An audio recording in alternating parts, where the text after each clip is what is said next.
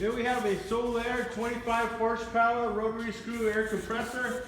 We got it hooked up to 460 volt 3-phase power. We're going to run it here and show you that it works.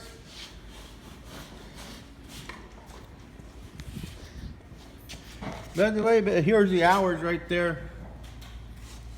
We'll go ahead and start it.